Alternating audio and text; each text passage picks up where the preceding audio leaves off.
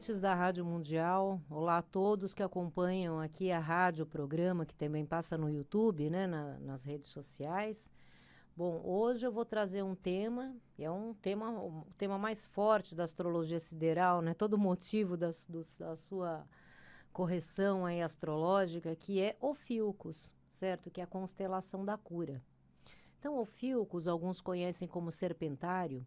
Ele é uma das 88 constelações que nós temos na nossa abóboda celeste, no nosso universo, certo?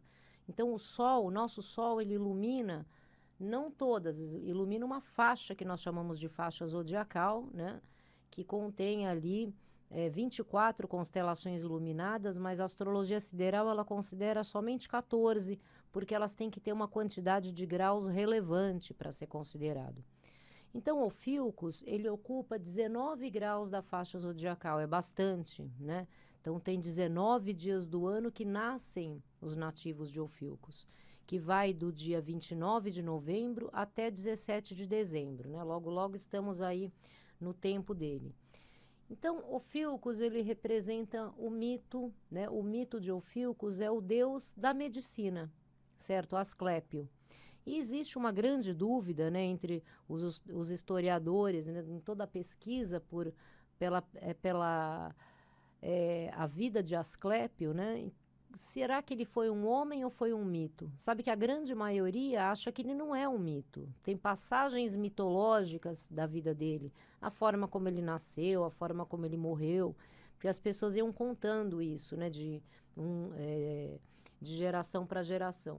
Mas Asclépio, a grande maioria acredita, até pela quantidade de detalhes, de formatos, né? Assim, a quantidade a comoção que ele trouxe em todas as populações daquela parte da antiguidade, certo? Não foi uma coisa aqui, outra ali.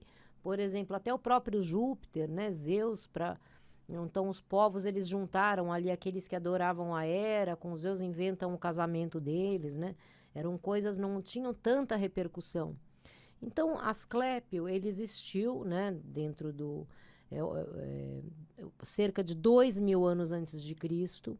E vejam só, ele foi cultuado por mais de 1.000 anos. Então, qual foi a personalidade dele?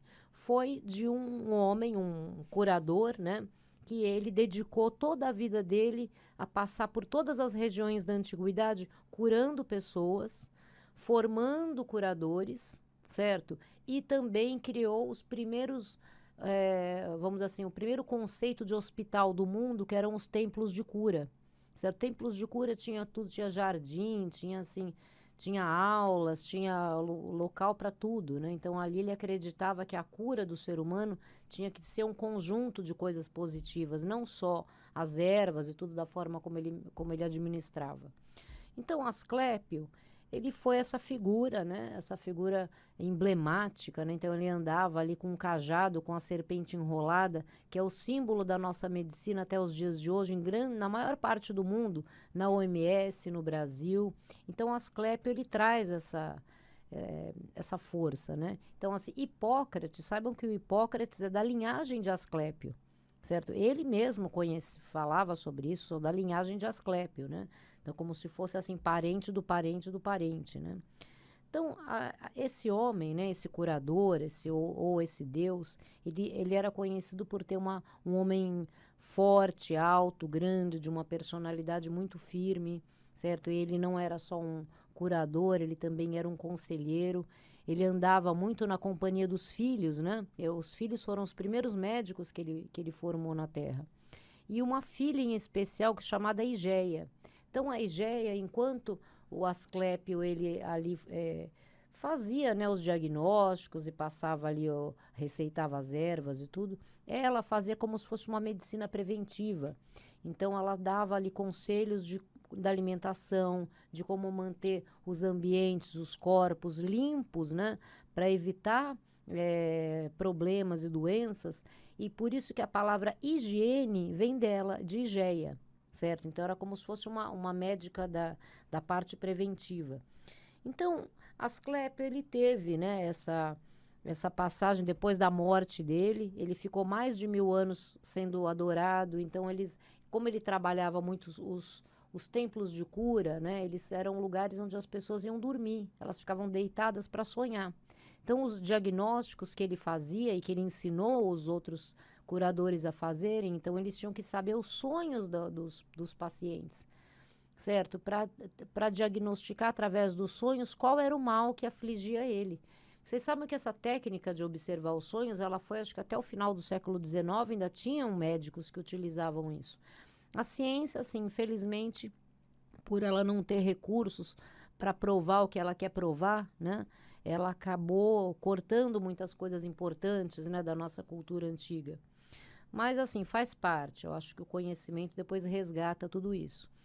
Então, esses médicos que ele formou, ele ensinava, né, as pessoas a verem os sonhos. Então, depois que ele morre, né, então as pessoas, quando elas tinham algum problema de doença, né, de saúde, ou se elas queriam, às vezes, um conselho, porque ele era um educador de almas, né, como disse um imperador da época, elas iam para os templos, né, ficavam ali, pediam, iam para casa e assim, diziam que sonhavam com ele, e já acordavam curadas, falando, olha, eu sonhei que ele veio, fez uma intervenção. E esses relatos eram tantos, porque assim, se é um ou outro, a gente até desconfia, mas eram tantos. Teve um caso assim de uma cidade que se curou tipo uma pandemia, como nós estamos passando agora, né? Pedindo para ele, evocando, né? Então ele ensinou os médicos a se coligar com essa parte espiritual, que a cura é cósmica, né? Então, as pessoas faziam isso com relação a ele. Eu mesma já tive sonhos com ele, né? É interessante que no trabalho da cosmoterapia, né? Que eu trabalho com astrologia, muito a energia de Ophiuchus, inclusive eu chamo minha sessão de cura. Então, as pessoas sonham muito com serpentes, com cobras, né? Muito normal. E elas relatam para mim, assim, que não é um costume da vida delas ter esse tipo de sonho, né? Então, eu fico bem impressionada com isso. E, assim, na astrologia, né? Quero completar mais uma coisa. Platão falava muito sobre Asclépio, né? Ele falava que Asclépio só não curava 3 tipos de pessoas, né? As indisciplinadas, as doentes de alma, né? E as que estavam na fase terminal. Todas as outras ele estava ali sempre disposto, né? E o Nostradamus, que ele escreveu sobre a constelação de Ophiuchus em muitos dos livros, ele tinha muita admiração por essa constelação. Inclusive, ele dizia que ela ia ser mais conhecida pelas pessoas em geral quando o ser humano tivesse, na nossa civilização, tivesse no momento de uma grande transformação, né? Então, é justamente o que nós estamos passando agora. E vejam que símbolo, né? O médico. Agora, a regência na astrologia sideral, a regência da constelação de Ophiuchus é Quiron, certo? Quiron não é novo na astrologia. Ele já existe, mas nunca foi associado a nada. Ele é conhecido como guia da cura, né? Inclusive, no começo de 2020, quando eu fiz as previsões ali para o ano de quase sempre eu faço. Eu só não faço quando eu vejo que o ano vai ser muito difícil, então eu gosto de trazer boas notícias, né? Sempre uma notícia de esperança. Eu não quis fazer esse ano, porque esse ano foi agora que a gente começa, né, a melhorar. Então, até então, foi um ano difícil para todos, né? Eu mesma perdi pessoas, né, queridas da minha família com o Covid. Então, eu escrevi no começo de 2020 que eu vi ali Quiron, né, esse regente de Ophiuchus, ele estava em cima do início da nossa faixa zodiacal. Falei, não, o guia da cura no início da faixa zodiacal, agora a gente vai abrir a temporada de cura, né? Então eu escrevi ali 2020, o ano da cura e da reconstrução planetária.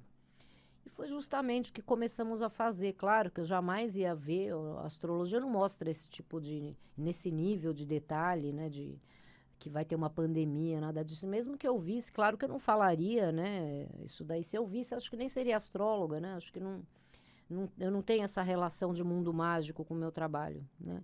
Mas sim, com a presença de Quiron, me rendeu até uma entrevista na TV essa chamada, né? O ano da cura, mais para frente, quando a pandemia começou a crescer, falou, quem que previu isso, né? Claro que eu não previ a pandemia, como eu já falei.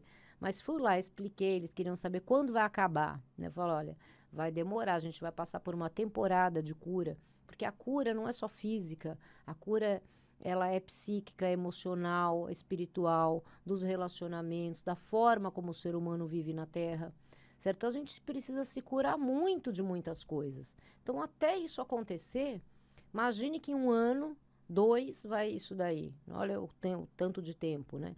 E Quiron continua lá, né? Continua lá em Peixes, no começo ali, até ele passar desses graus. Então não quer dizer que vai aquela coisa sempre pandemia.